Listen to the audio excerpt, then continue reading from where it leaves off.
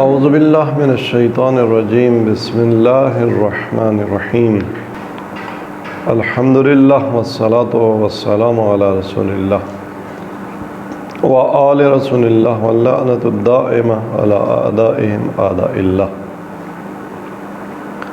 تتمۃ قد استشکل علی وجود الماہیات فی الذہن بمعنى حصولها بأنفسها فيه إشكالات. الإشكال الأول إن القول بحصول الماهيات بأنفسها في الذهن يستلزم كون الشيء الواحد جوهرا وعرضا معا وهو محال. کل ہم نے وجود ذہنی اور وجود عینی میں تقسیم پڑھی کہ وجود کی دو قسمیں ہیں، ایک وجود ذہنی اور ایک وجود عینی. وجود ذہنی کیا ہے اور وجود عینی کیا ہے؟ وجود عینی ماہیات کا وہ وجود ہے جس پر ان ماہیات کے مطلوبہ آثار مرتب ہوتے ہیں. وجود ذہنی انہی ماہیات کا وجود ہے عالم ذہن میں بحیث کہ ان پر ان کے مطلوبہ آثار مترتب نہیں ہوتے، لیکن یہ ماہیات عالم بنفسہا و بذواتہا خود جو بھی ان کی ذات ہے اس ذات کے ساتھ اسے اپنے ساتھ محفوظ رکھتے ہوئے عالم ذہن میں وجود پاتی ہیں، تحقق پاتی ہیں. بنابراین موجودات عالم کا ایک وجود، موجودات عالم سے مراد موجودات ممکنات عالم جو ماہیت رکھتے ہیں، جن کی ماہیت ہے، جن کی وجودی حد ہے، لامتناہی وجود جن کا نہیں ہے، ان کے وجود کی دو قسمیں ہو گئیں، ایک وجود ذہنی اور دوسرا وجود عینی. ذہنی وجود در حقیقت ہمارے علم کو تشکیل دیتا ہے. کائنات کے بارے میں ہمارا علم وہی ہمارا عالم ذہن ہے. ہمارے ذہن میں کائنات کی تمام ماہیات موجود ہیں، اور جو ماہیت ہمارے ذہن میں موجود نہ ہو اور خارج میں موجود ہو تو ہم اس سے جاہل ہوتے ہیں، ہمیں اس کا علم نہیں ہوتا. بنابراین وجود ذہنی کی بحث فلسفی لحاظ سے حتیٰ دینی اور عقیدتی لحاظ سے بہت اہم ہے. اگر کوئی وجود ذہنی کا منکر ہو جائے تو دوسرے الفاظ میں وہ علم کا منکر ہوا ہے.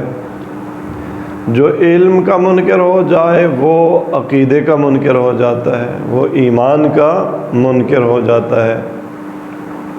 لہذا ریئلسٹک اپروچ کے حامل، حقیقت پسندی کے حامل فلسفی، چاہے مسلمان ہوں چاہے غیر مسلمان ہوں، چاہے مومن ہوں یا ملحد ہوں، ان کا ایک اہم ٹاسک وجود ذہنی کا اثبات ہے. وجود ذہنی ہوگا تو آپ عالم ہوں گے، وگرنہ آپ عالم نہیں ہوں گے. دوسری بات، وجود ذہنی کا وجود عینی کے ساتھ مطابق ہونا ضروری ہے. کیوں ہم وجود ذہنی کے قائل ہوں ہاں ایک عالم ذہن ہے جس میں ذہنی معلومات ہیں جنہیں ہم موجودات بھی کہہ دیتے ہیں، ذہنی موجودات کہہ دیتے ہیں، لیکن یہ موجودات عالم ہستی کی اشیاء کے ساتھ مطابقت نہیں رکھتی. رنگ سیاہ ہے، میں اس کو سفید دیکھوں تو علم یہ بھی نہ ہوا، جہل ہوا نا، کہ جو چیز عالم خارج میں سیاہ ہے میں اسے سفید دیکھوں. جو حیوان ہے، جو گھوڑا گدھا ہے، اسے میں انسان دیکھوں۔ تو وجود ذہنی اگر مطابق نہ ہو وجود عینی کے تو پھر بھی علم اور جہل میں کوئی فرق نہیں ہے، علم کا لا علم ہے، وجود ذہنی کا کوئی فائدہ نہیں ہے۔ لہذا آپ اپنے تمام عقیدتی مسائل تب حل کر سکتے ہیں جب آپ کا علم واقعیت کے مطابق ہو، عینی حقائق کے مطابق ہو، وگرنہ علم نہیں ہوگا۔ اور یہ فلسفے کی وہ شاخ جس کو علمیات کہتے ہیں یا اپسٹمالوجی کہتے ہیں، اس کے حوالے سے وجود ذہنی کی بحث بہت اساسی اور بنیادی بحث ہے، کیونکہ یہ بعض فلسفی مکتب ایسے ہیں جو یا وجود ذہنی کے سرے سے منکر ہیں، جیسے آپ نے ادھر دیکھا کہ کوئی وجود ذہنی نہیں ہے، اور بعض نے کہا کہ اصل ہے یہ ہمارا ذہن۔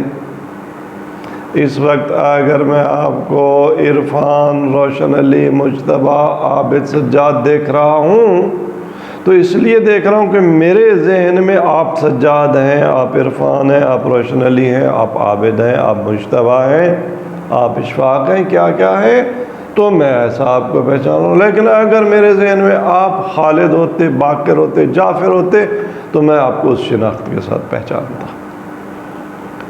بعض لوگ اصالت ذہن کے قائل ہوئے کہ اصل ذہن ہے، اس کمرے کو میں کمرہ اس لیے کہتا ہوں کہ میرا ذہن اسے کمرہ کہتا ہے، آپ اس کو کمرہ کہتے ہیں کہ یہ آپ کا ذہن اس کو کمرہ کہتا ہے۔ اگر آپ کا ذہن اسی کمرے کو شامیانہ کہے تو یہ آپ کے لیے شامیانہ ہے، میرا ذہن اسے آشیانہ کہے تو آشیانہ ہے، کسی کا ذہن اس کو کمرہ کہے تو اس کے لیے کمرہ ہے۔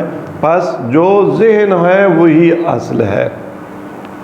اگر خدا نخواستہ یہ مکتب درست ہو اور یہ فاتح ہو جائے تو پھر جس کے ذہن میں الحاد ہے وہ اس کے لیے خدا ہے ہی نہیں، جس کے ذہن میں توحید ہے اس کے لیے خدا ہے، جس کے لیے نبی نہیں ہے اس کے لیے نہیں ہے، جس کے لیے ہے اس کے لیے ہے۔ آپ حق و باطل کی پھر بات نہیں کر سکتے۔ لہذا فلسفی مباحث میں وجود ذہنی کی بات، اس بات وجود ذہنی، اور وہ بھی کیسا۔ علامہ نے کہا تھا کہ ماہیات کا وجود ذہن میں پایا جاتا ہے بے انفسہا، وہی ماہیت، یعنی ایسا نہیں ہے کہ اگر ایک انسان خارج میں حیوان ناطق ہو اور ذہن کا انسان حیوانی نہ ہو ذہن میں بھی انسان ہو لیکن حیوان نہ ہو، یا حیوان ہو ناطق نہ ہو، تو اس میں اور گھوڑے گدھے میں فرق نہیں رہے گا۔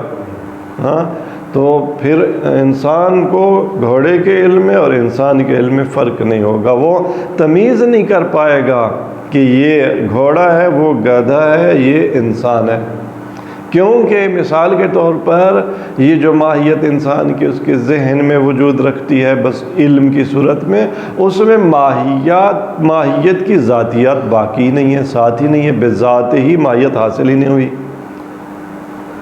تو بنابراین ہر ریئلسٹک اپروچ میں وجود ذہنی کا اس بات، اور وہ بھی کیسا کہ ماہیات کا دو طرح کا وجود ہے، ایک عینی اور ایک ذہنی۔ ذہنی وجود میں بذات خود ماہیت ہوتی ہے، وہاں بھی یہی ماہیت انسان کی ماہیت انسان کی ہوتی ہے، گھوڑے کی ماہیت گھوڑے کی ہوتی ہے، گدھے کی ماہیت گدھے کی ہے، پانی کی ماہیت پانی کی ہے، پھول کی ماہیت پھول کی ہے، خوب جی ممکن کی ماہیت جو ہے وہ ممکن کی ہے۔ واجب کی حقیقت ذہن میں چونکہ واجب الوجود کی ماہیت نہیں ہوتی، بعد میں پڑھیں گے، تو واجب الوجود کی حقیقت ہے۔ خوب جی،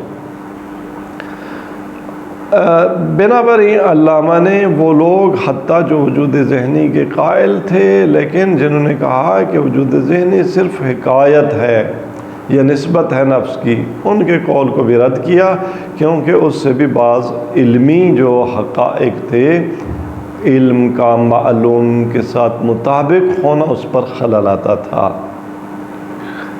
چونکہ بحث اہم ہے، اگرچہ اس مرحلے میں صرف ایک ہی فصل ہے، لیکن اس فصل میں تتمے میں علامہ الحرامہ نے چند ایک اشکالات کا جائزہ لیا ہے جو ذہنی وجود پر وارد ہیں یا وارد نہیں ہیں، جو اٹھائے گئے ہیں، بعد میں ہم ان کا جواب دیں گے۔ جو پہلی نظر میں، پہلی فلسفی نظر میں یہ اشکالات یہ کہتے ہیں کہ وجود ذہنی نہیں ہے، یا جیسے آپ کہتے ہیں کہ ماہیت بذات خود ذہن میں موجود ہے، نہیں، ماہیت بذات خود ذہن میں موجود نہیں ہے۔ تو اشکالات یہاں پر چند ایک اشکال بیان ہوئے ہیں۔ سب سے پہلا اشکال یہ ہے کہ اگر ہم مان لیں کہ ماہیات کا ایک ذہنی وجود ہے اور ذہن میں ماہیات بانفسہا حاصل ہوتی ہیں، یعنی خود وہی ماہیت جو عالم خارج میں ہے، خود وہی ماہیت ذہن میں بھی حاضر ہوتی ہے، تو اس کا لازمہ یہ ہے کہ ایک چیز ایٹ اے ٹائم جوہر بھی ہو اور عرض بھی ہو۔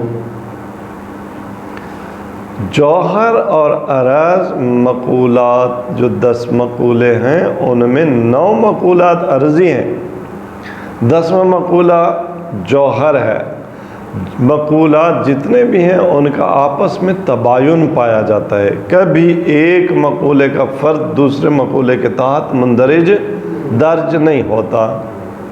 جب درج نہیں ہوتا تو یہ نہیں ہو سکتا کہ ایک ہی چیز مثال کے طور پہ جوہر کے مقولے کے تحت بھی مندرج ہو اور عرض کے مقولے کے تحت بھی مندرج ہو۔ لیکن اگر ہم وجود ذہنی کو مان لیں اور وہ بھی ویسا جیسا آپ کہتے ہیں کہ وجود ذہنی انہی ذات و ذاتیات کے ساتھ ذہن میں ہوتا ہے جس کے ساتھ خارج میں ہوتا ہے، صرف فرق یہ کہ آثار وہاں مرتب ہوتے ہیں، خارج میں ذہن میں نہیں ہوتے۔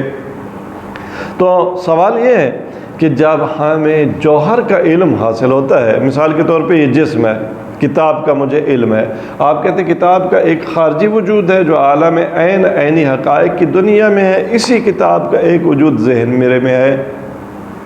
تو سوال یہ ہے کہ وہ جو اس کتاب کا آپ کو علم ہے، چونکہ کتاب جسم ہے، جوہر ہے، تو وہ علم آپ کہتے ہیں کہ ماہیت بذات ہی یا بے نفس یا بذات ہا ذہن میں ہوتی ہے۔ تو سوال یہ ہے کہ چونکہ یہ ماہیت جوہر ہے خارج میں، تو ذہن میں وہ جو ماہیت ہوگی وہ جوہر کی ماہیت ہوگی یا عرض کی؟ اگر بذات ہی ہونی چاہیے ذہن میں تو وہ بھی جوہر کی ماہیت ہوگی، جوہر ہونا چاہیے ذہن میں اس کو۔ ٹھیک ہے جی، پس جوہر کا وجود ذہنی بھی جوہر ہوگا، ایک طرف یہ بات۔ دوسری طرف وجود ذہنی آپ کہتے ہیں علم ہے، علم خود کیا ہے؟ آپ خود کہتے ہیں کہ علم ایک نفس کی کیفیت کا نام ہے، نفسانی کیفیت کا نام ہے علم۔ علم ہمارے نفس کی ایک حالت ہے نا جو بدلتی رہتی ہے۔ ہم جب جاہل ہوتے ہیں تو پھر تعلیم حاصل کرتے ہیں، نفس کی جو حالت پہلے تھی وہ بدل کر کچھ اور ہو جاتی ہے، ہم عالم ہو جاتے ہیں کسی موضوع کے بارے میں۔ تو علم بذات خود، جو کہ علم دوسرا نام ہے کس کا؟ وجود ذہنی کا۔ علم بذات خود کیا ہے؟ عرض ہے، کیونکہ کیف ہے، کیف نفسانی ہے۔ کیف مقولات 10 مقولات میں سے کن مقولات میں آتی ہے؟ عرضی مقولات میں آتی ہے۔ تو بنابراً وہی کتاب کا علم یا وجود ذہنی جو جوہر بھی تھا عرض بھی ہو، ایک ہی چیز جوہر بھی ہو اور عرض بھی ہو۔ حالانکہ یہ محال ہے، یہ نہیں ہو سکتا کہ ایک چیز جوہر بھی ہو اور عرض بھی ہو۔ کیوں یہ نہیں ہو سکتا کہ ایک ہی چیز جوہر بھی ہو اور عرض بھی ہو؟ جواب دیتے ہیں ایسا اس لیے نہیں ہو سکتا کہ جوہر جو ہوتا ہے، ہم پیچھے پڑھ چکے ہیں اور آگے پڑھیں گے کہ جوہر قائم بالموضوع نہیں ہوتا، جبکہ عرض کیا ہوتی ہے؟ قائم بالموضوع ہوتی ہے۔ تو ایک ہی چیز اگر جوہر بھی ہو اور عرض بھی ہو تو اس سے لازم آتا ہے کہ ایک ہی چیز ایٹ اے ٹائم قائم بالموضوع بھی ہو اور قائم بالموضوع نہ بھی ہو۔ یہ تناقض ہے، جیسے کہ ایک چیز قائم بالغیر ہو بھی اور قائم بالغیر نہ بھی ہو، یہ کتاب بھی ہو اور لا کتاب بھی ہو، جیسے نہیں ہو سکتا۔ اسی طرح ایک چیز جوہر بھی ہو اور لا جوہر بھی ہو، عرض بھی ہو اور لا عرض بھی ہو، یہ بھی نہیں ہو سکتا۔ الاشکال الثانی، ذہنی وجود پر دوسرا اشکال جو پہلے اشکال سے کافی مشابہ ہے، وہ یہ ہے کہ جو آپ کہتے ہیں کہ ذہنی وجود ماہیت کا ہے، ماہیت کا ذہنی وجود کس مقولے میں آتا ہے؟ ظاہر ہے ابھی ہم نے پہلے اشکال میں یہ بات بیان کی کہ ذہنی وجود در حقیقت علم کا دوسرا نام ہے، علم کا دوسرا نام ہے ذہنی وجود۔ علم ہمارے نفس کے ساتھ قائم ایک کیفیت ہے، بالکل ایسے جیسے مثلا یہ رنگ اس کپڑے کے ساتھ قائم ایک کیفیت ہے۔ رنگ مقولہ عرضی میں سے ہے، آراز میں سے ہے، اور کپڑا جواہر میں سے ہے۔ تو رنگ کس کے ساتھ قائم ہے؟ کپڑے کے ساتھ، یہاں مثال کے طور پہ جسم کے ساتھ۔ تو اسی طرح سے آپ کی جو ذہنی ماہیت ہے نا، اگر ہم پوچھیں کہ وہ کس مقولے سے تعلق ہے اس کا، مقولات میں سے، آپ کو یہی تو کہنا پڑے گا کہ وہ مقولہ کیف میں سے ہے، کیونکہ علمی صورتیں ہمارے معلومات وہ نفسانی کیفیات ہوتی ہیں۔ ٹھیک ہے جی، یہاں تک تو بات کلیئر کہ ماہیت کا ذہنی وجود مقولہ کیف کے تحت مندرج ہے۔ تو جب آپ جوہر کا ادراک کرتے ہیں، اس کو تصور کرتے ہیں، تو اس جوہر کو کس مقولے کے تحت مندرج ہونا چاہیے؟ جوہر کے تحت ہی ہونا چاہیے۔ اچھا جی، اب یہ دو بات ہیں۔ تیسری بات یہ کہ مقولات کی آپس میں نسبت کیا ہے؟ تباین ہے۔ جیسے اسم، فعل اور حرف کی آپس میں نسبت کیا ہے؟ تباین ہے۔ قسیم آپس میں متباین ہوتے ہیں، کلمے کی 3 قسمیں، ان میں آپس میں تباین ہے۔ اسی طرح سے ماہیت کی 2 قسمیں، جوہر اور آراز، ان میں بھی آپس میں تباین ہے۔ ایک ہی چیز کا 2 متباین انواع کے تحت کہتے ہیں کہ اندراج محال ہے۔ یہ نہیں ہو سکتا کہ ایک ہی چیز اسم کی اقسام میں بھی مندرج ہو، فعل کی اقسام میں مندرج ہو۔ ایک ہی کلمہ اسم کی میں بھی، اسم کی لسٹ میں، اسماء کی لسٹ میں بھی آ رہا ہو، اور افعال کی لسٹ میں بھی آ رہا ہو، حروف کی لسٹ میں بھی آ رہا ہو۔ ایک چیز 2 نوع کے مقولوں کے تحت مندرج نہیں ہو سکتی۔ اگر میں آپ انسان ہیں تو ہم انسان کے تحت مندرج ہیں، فرشتے کے تحت مندرج نہیں ہو سکتے۔ یہ نہیں ہو سکتا کہ ہم 2 انواع اس کائنات کی 2 اسپیشیز کے تحت مندرج ہوں، ہم ملک بھی ہوں اور بشر بھی ہوں۔ اچھا، اس طرح یہ نہیں ہو سکتا کہ ایک حیوان گھوڑا بھی ہو اور گدھا بھی ہو۔ ایک مثال کے طور پہ وجود کتاب بھی ہو اور میز بھی ہو، کیونکہ وہ الگ نوع ہے، یہ الگ نوع ہے۔ ایک چیز ایٹ اے ٹائم 2 انواع کے تحت مندرج نہیں ہو سکتی۔ اگر آپ وجود ذہنی کے قائل ہوتے ہیں تو اس کا لازمہ یہ ہے کہ ایک ہی وجود ذہنی جو کہ آپ کا علم ہے یا معلوم ہے یا وجود ذہنی 2 مختلف انواع، جوہر کے تحت بھی مندرج ہو اور عرض کے تحت بھی مندرج ہو۔ یہاں پر بعض اہل معقولات نے یہ کہا ہے کہ پہلا جو اشکال تھا وہ یہ تھا کہ ایک ہی چیز درج ہو 2 مقولوں کے تحت، یعنی کیا ہو، جوہر بھی ہو اور عرض بھی ہو، یا قائم بنفسی بھی ہو اور قائم بالغیر بھی ہو۔ دوسرا اشکال یہ کہتا ہے کہ ایک شے 2 انواع کے تحت مندرج ہو۔ توجہ فرمائیے، پہلے اشکال کا نتیجہ یہ تھا کہ ایک ہی وجود جو کہ وجود ذہنی ہے 2 مقولات کے تحت مندرج ہو، مقولہ جوہر سے بھی ہو اور مقولہ عرض سے بھی ہو۔ دوسرا اشکال کہتا ہے اس کا لازمہ، اس کا اینڈ ریزلٹ یہ ہے کہ ایک ہی وجود جس کو آپ وجود ذہنی کہتے ہیں 2 مختلف انواع کے تحت مندرج ہو۔ یہ نہیں ہو سکتا۔ اصل جوہر دونوں اشکالوں کا ایک ہے، لیکن بیان میں فرق ہے۔ اچھا جی، پہلے بیان کے بارے میں بعض نے کہا ہے کہ وہ اتنا مشکل اشکال نہیں ہے، اس کو حل کیا جا سکتا ہے، لیکن دوسرا اشکال پہلے سے بھی زیادہ سخت ہے کہ اس کو حل کرنا مشکل ہے۔ ایک ہی چیز ہو 2 انواع کے تحت ہو، ایک ہی چیز ہو سامنے ہو، گھوڑا بھی ہو گدھا بھی ہو، خچر بھی ہو. اصلاً پھر بھی گھوڑے گدھے میں شاید کچھ نہ کچھ جو ہے نا جنس میں اتفاق ہو. گھوڑا بھی ہو ہاتھی بھی ہو, ہاں کتا بھی ہو ریچھ بھی ہو, یہ تو نہیں نہ ہو سکتا. ایک ہی چیز ہو ملک بھی ہو بشر بھی ہو, یہ نہیں ہو سکتا. تو یہ دوسرا اشکال, اس کا جواب دینا زیادہ مشکل ہے, یہ اصعب ہے.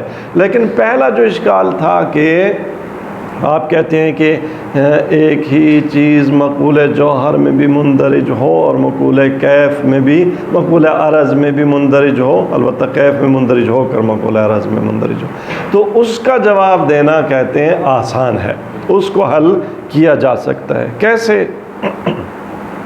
فرماتے ہیں کہ اس لیے کہ عرض کا جو مفہوم ہے نا, عرض کا مفہوم کیا ہے؟ القائم بالموضوع. عرض ہم کس کو کہتے تھے؟ اس ماہیت کو اذا وجدت فی موضوع. عرض وہ ماہیت ہوتی ہے جب وجود پائے تو کسی موضوع میں وجود پائے. تو کہتے ہیں یہ جو عرض کا مفہوم ہے فَهُوَ عَرَضٌ عَامٌ, یہ ایک عام مفہوم ہے جو 9 عرضی مقولات پر صادق آتا ہے. سوال, عرضی مقولات جیسا کہ بار بار کہا جا چکا, بعد میں ہم پڑھیں گے 9 عرضی مقولات ہیں. مثال کے طور پہ کم جو ہے وہ ایک عرضی مقولہ ہے اور کیف ایک دوسرا عرضی مقولہ ہے. کم کہتے ہیں کمیت کو جس کے آگے جا کے 2 قسمیں ہوتے ہیں, کم میں متصل اور کم میں منفصل. مثلا عدد 1 2 3 یہ کیا ہے؟ کم میں منفصل ہے. اس کے مقابلے میں کیف کیا ہے؟ کیفیت کو کہتے ہیں. مثال کے طور پہ میٹھا ہونا کھٹا ہونا یہ کیف ہے, ٹھیک ہے. عین کسی جگہ پر ہونا, اس مکان میں ہونا, ہم اس وقت اس کمرے میں, یہ ہمارا عین ہے. وضع ہماری کیا ہے؟ ہم کون دائیں ہے کون بائیں ہے, اس کو وضع کہتے ہیں. اچھا جی, سوال یہ بتائیں کہ خود جو 9 عرضی مقولات ہیں ان کی آپس میں نسبت کیا ہے؟ جواب یہ ہے کہ ان کی آپس میں نسبت وہی ہے جو اسم فعل اور حرف کی, جو کہ کلمے کی قسمیں. اسم فعل اور حرف آپس میں جمع ہو سکتے ہیں؟ نہیں ہو سکتے نا. ابھی ہم نے کہا قسیم ہے, جو اسم ہوگا وہ فعل نہیں ہوگا, جو فعل ہوگا وہ اسم نہیں ہوگا, جو حرف ہوگا وہ اسم بھی نہیں ہوگا فعل بھی نہیں ہوگا. اسی طرح سے جو کیف مثال کے نفسانی ہوگا, میری نفس کی حالت, وہ کیف محسوس نہیں ہوگا. میرے علم میں اگر میرے ذہن میں کسی سے محبت پائی جاتی ہے, آپ کو نظر آتی ہے نفرت, میرا علم کسی کو نظر آتا ہو, آثار ہوتے ہیں, ٹھیک ہے. ہو سکتا ہے میرے چہرے پہ آثار ہوں, تو میرے چہرے پہ جو آثار ہوں گے وہ کیف محسوس ہوگا. میں چہرے کی مثلا انبساط, وہ انبساط چہرے کا یا وہ خوشی کا جو میرے چہرے پہ آثار آ رہے ہیں, اس کو کہتے ہیں کیف محسوس, جس کو آپ محسوس کر سکتے ہیں. کیف محسوس اور چیز ہے, کیف نفسانی اور چیز ہے. اسی طرح سے کم 1 2 3 اور چیز ہے, اور عین اور چیز ہے. یہ ہو سکتا ہے کہ ایک چیز مکان بھی اور 1 اور 2 بھی ہو, عدد بھی ہو. عدد مکان تو نہیں ہوتا نا, عدد دائیں بائیں ہوتا ہے. دائیں ہونا بائیں ہونا یہ وضع تو ہے کہ کون سی چیز اوپر ہے, کون سی فوق تحت یمین یسار, اس کو کہتے ہیں وضع. اچھا جی, عدد وضع ہوتا ہے؟ نہیں ہوتا. آپ 1 کو وضع تو نہیں کہتے, یہ اکٹھے نہیں ہو سکتے.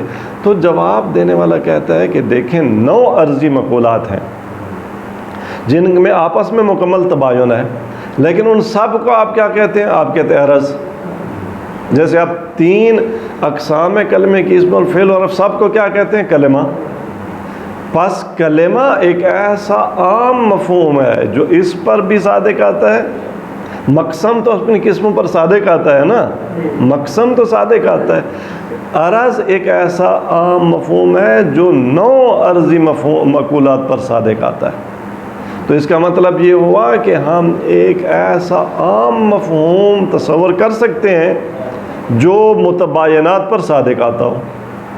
تو فرماتے ہیں کہ وَمِنَ الْجَائِزِ أَنْ يَؤُمَّ الْجَوْهَرَ الذِّهْنِ, تو جب مفہوم عرض اتنا وسیع ہے کہ 9 اعراض جو آپس میں متباین ہیں ان پر صادق آ سکتا ہے، تو 1/10 بھی ملا لیں ساتھ ذہنی وجود، ذہنی وجود جو جوہر کا ہے نا اس کو بھی ساتھ ملا لیں کہ عرض کا مفہوم ذہنی وجود پر بھی صادق آتا ہے۔ اگر 9 متباینات پر وہ صادق آ سکتا ہے اور کوئی فلسفی فکری پرابلم کریٹ نہیں ہوتی، تو ذہنی وجود جو جوہر کا ہے اس پر بھی صادق آتا ہے، آپ اس کو کہہ سکتے ہیں عرض ہے، تو کوئی حرج نہیں ہے۔ 9 مقولات عرضی جو آپس میں متباین تھے وہ بھی ایک مقولے میں آ گئے، اور 10واں وجود ذہنی بھی اسی مقولے میں جوہر کا آ گیا، کوئی اس میں حرج نہیں ہے۔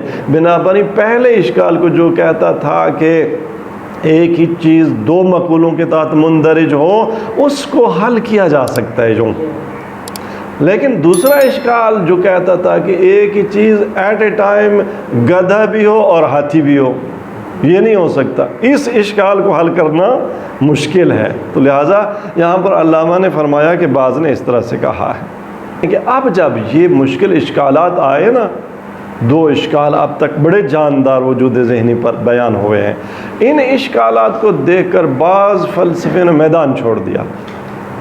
بعض نے کہا کہ اصلاً بس ہم مانتے نہیں ہیں، وجود ذہنی ہے ہی نہیں، ذہنی وجود کا بعض نے انکار کر دیا، جیسے پچھلی فصل میں ہم نے پڑھا تھا کہ بعض منکر ہو گئے، کہا بس ذہنی وجود پایا ہی نہیں جاتا، سرے سے کیا ہو گیا، انہوں نے کہا کہ ذہنی وجود کا ہم منکر ہیں۔ اور بعض نے کہا کہ نہیں، ذہنی وجود یعنی ہمارے ذہن میں ایک عالم ہو، وہاں پہ موجودات ہوں، جیسے اس کمرے میں بہت ساری چیزیں رکھی ہوں، میرے ذہن میں بھی موجودات رکھے ہوں، ایسا نہیں ہے، بلکہ علم صرف نفس کا اضافہ ہے خارج کے ساتھ، علم کیا ہے؟ نفس کا صرف۔ اچھا، آپ فلسفے میں آگے پڑھیں گے، بالخصوص رؤیت میں ایک فلسفی نظریہ بعض فلاسفرز نے دیا کہ آپ مثال کے طور پر ایک پہاڑ کو دیکھ رہے ہیں اپنے سامنے، ایک پہاڑ کو دیکھتے ہیں، اور پہاڑ جتنا اونچا آپ کو نظر آ رہا ہوتا ہے اتنا اونچا ہی دیکھتے ہیں نا۔ مثال پر ہمارے سامنے مارگلا ہلز ہیں، ان کی ہائٹ ہم اتنی دیکھتے ہیں۔ سوال یہ ہائٹ ہم کہاں دیکھتے ہیں؟ اپنے آنکھ کے عدسے پر۔ ہماری آنکھ کے عدسے کی مساحت اور اس کی وسعت کتنی ہے؟ چند ملی میٹر۔ فرض کریں کہ یہ کتاب ہے، اس پر اگر میں اس پیچھے جو ہمارے لگا ہوا ہے بیک گراؤنڈ، اس کو اس کتاب پر لے کے آنا چاہوں، اس کی وسعت نہ بڑھے، اس کی وسعت گھٹے نہ، یہ ممکن ہے؟ 10 لیٹر پانی 1 لیٹر کی بوتل میں ہم ڈال سکتے ہیں؟ نہیں ڈال سکتے نا، نہیں ڈال سکتے۔ وہ پہاڑ جو اتنا اونچا ہے وہ ہماری آنکھ کے عدسے کے ایک نقطے پر سما سکتا ہے؟ بعض لوگ کہتے ہیں نہیں۔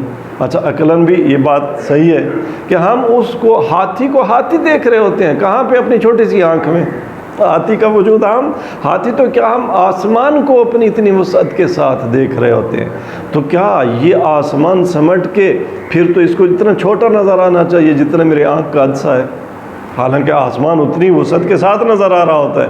تو یہاں پر اگرچہ ٹھیک نہیں ہے، لیکن بعض نے کہا کہ ہم آسمان کو وہاں دیکھ رہے ہوتے ہیں، ہمارا نفس وہاں جاتا ہے آنکھ کے ذریعے اور پھیل جاتا ہے ہمارے نفس میں، اس آسمان کی اس پہاڑ کے مطابق وسعت آ جاتی ہے، آسمان کے مطابق وسعت آ جاتی ہے، اور آنکھ وسیلہ بنتی ہے کہ نفس کو اتنا پھیلا دے، وہاں نفس چلا جائے اور اس کو اتنا وسیع جتنا وہ آسمان ہے اس کو ادراک کرے۔ تو بنابراً یہ ابصار کا نظریہ یہ کہتا تھا کہ علم یہ نہیں ہے کہ وہ باہر کی چیز آئے اور ذہن میں چھپے آپ کے دماغ کے کس خلیے پر، کیونکہ آپ کے دماغ کا ایک خلیہ کیا، اس خلیے کے پتہ نہیں کتنے لاکھویں کروڑویں حصے پر اس آسمان کی تصویر بن رہی ہے، اس میں اتنی وسعت ہی نہیں ہے کہ پھر تو کتنے آسمان آ سکتے ہیں ہمارے ذہن میں، ہمارے دماغ کے خلیوں پر۔ پاس بعض لوگوں نے کہا کہ علم وجود ذہنی نہیں ہے کہ ہمارے ذہن کے خزانے کی میں جو ہے نا موجودات رہتے ہوں، کیونکہ آپ کے ذہن میں اتنی وسعت ہی نہیں ہے کہ اتنی وسعت کے ساتھ موجودات عالم آپ کے ذہن میں ہوں۔ پاس علم کیا ہے؟ علم صرف نفس کا معلوم تک پہنچنا ہے اور اضافہ ہے۔ جب یہ نفس آسمان کی طرف متوجہ ہوتا ہے تو آسمان کا علم، جب زمین کی طرف متوجہ ہوتا ہے تو زمین کا علم، جب پہاڑ کی طرف متوجہ ہوتا ہے اس کی نسبت پہاڑ کے ساتھ قائم ہو جاتی ہے تو پہاڑ کا علم حاصل ہو جاتا ہے، وغیرہ وغیرہ۔ بعض نے یہ کہا، البتہ بعد میں ہم دیکھیں گے یہ نظریہ ٹھیک نہیں ہے، کیونکہ اگر یہ نظریہ ٹھیک ہو تو بہت سارے، آپ اس وقت جب آسمان کو نہیں دیکھ رہے ہوتے پھر کیا ہوتا ہے؟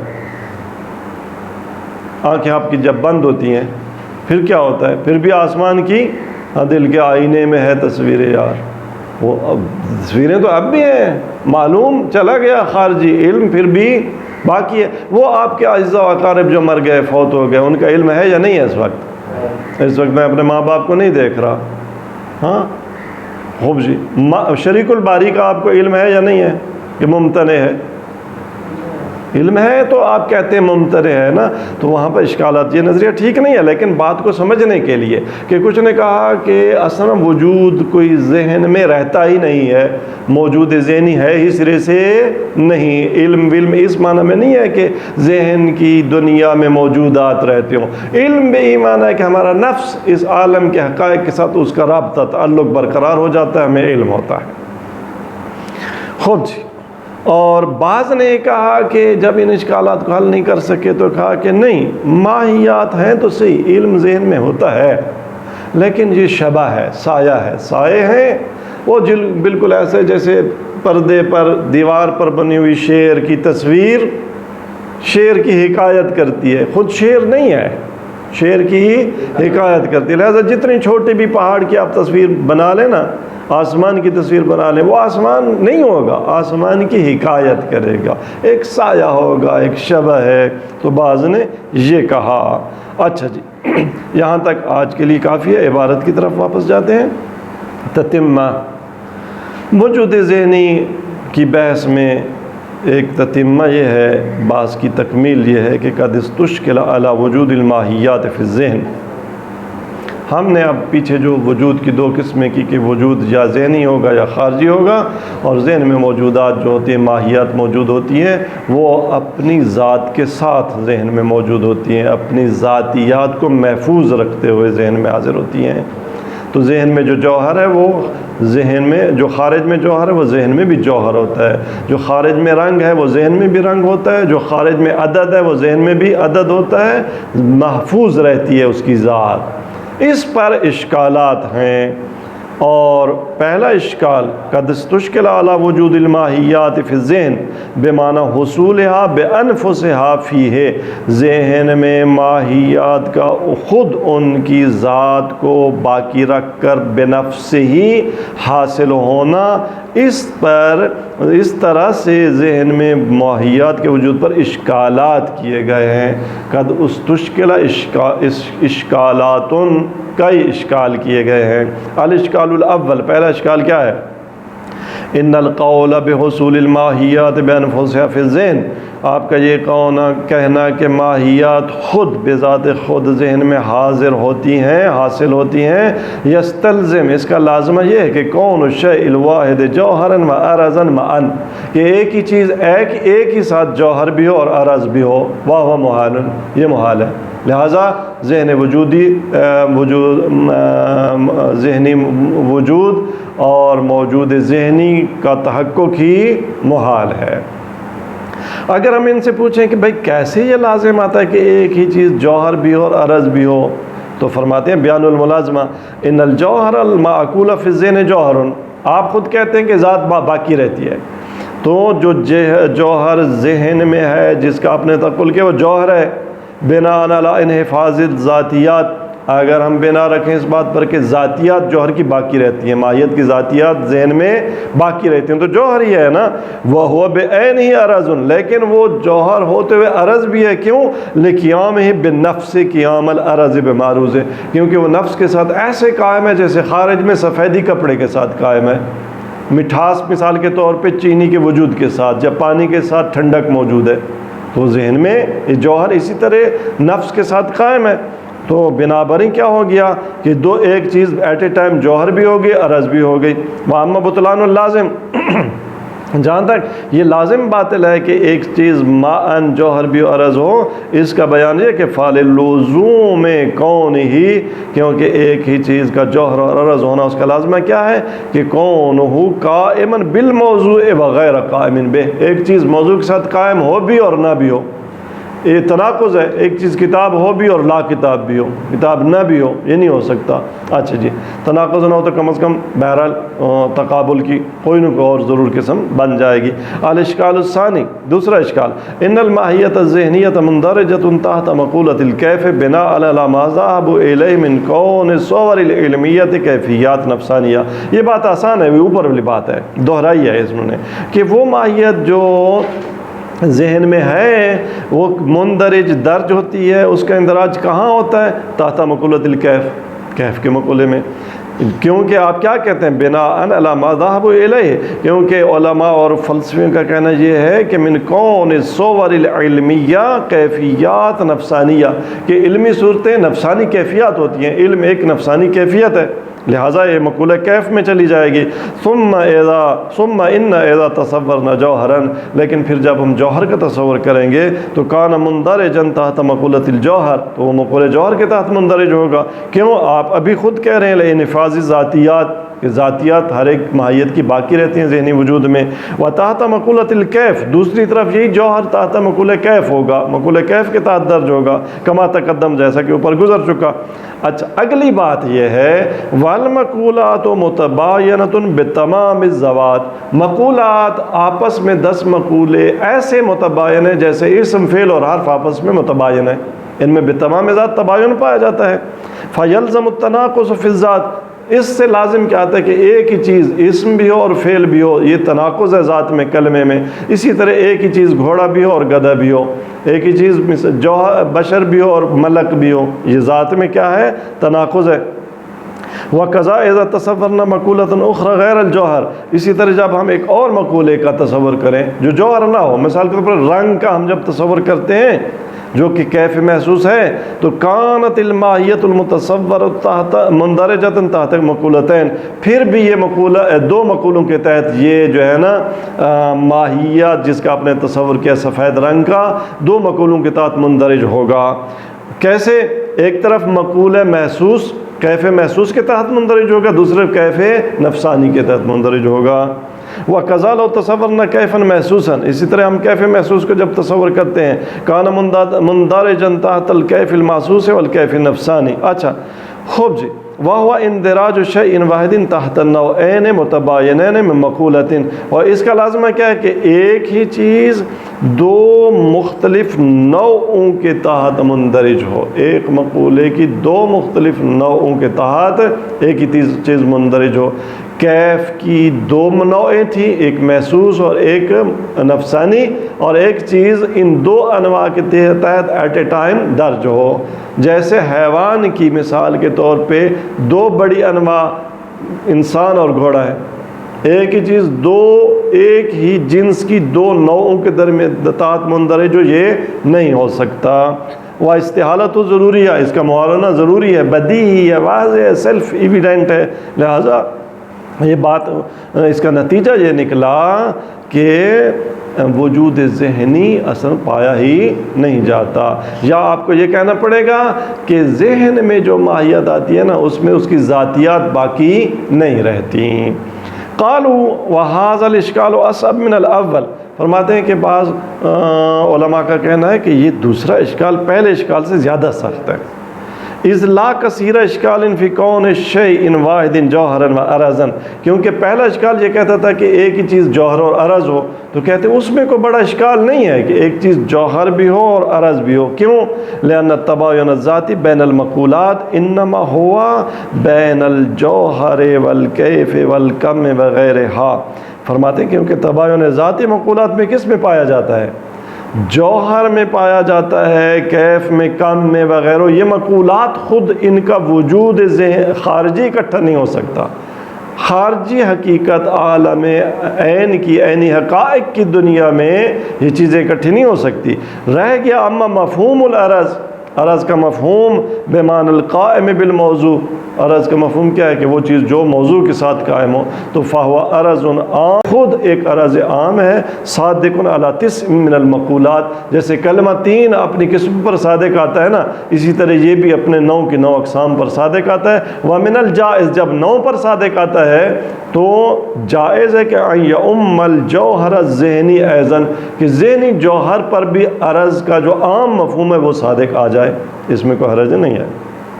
وَيَصْدُقَ عَلَيْهِ، اور اس پر صادق ہے، لِأَنَّ الْمَأْخُوذَ فِي رَسْمِ الْجَوْهَرِ، کیونکہ جوہر کی تعریف کیا تھی؟ أَنَّهُ مَاهِيَةٌ إِذَا وُجِدَتْ فِي الْخَارِجِ وُجِدَتْ لَا فِي موضوع، جوہر کی تعریف دیکھیں یہ تھی کہ جب خارج میں عالم عینی حقائق کی دنیا میں وجود پائے تو لا فی موضوع ہو۔ ہم نے یہ تو نہیں کہا تھا جوہر کی تعریف میں کہ اذا وجدت فی الذہن وجدت لا فی موضوع، ذہن میں تو جوہر کے وجود کے تحقق میں کسی نے شرط نہیں لگائی کہ وہ بالموضوع قائم نہ ہو، لہذا ذہن میں جوہر موضوع کے ساتھ قائم ہو سکتا ہے، کوئی حرج نہیں ہے جوہر ہوتے ہوئے بھی۔ فمن الجائز ان یقوم فی الذہن فی موضوع، لہذا جائز ہے کہ جوہر ذہن میں موضوع کے ساتھ قائم ہو۔ وہو اذا وجد فی الخارج، لیکن جب خارج میں جوہر تحقق پائے تو کان لا فی موضوع، موضوع میں نہ ہو۔ حاذا، اس بات کو آپ اخذ کر لیں۔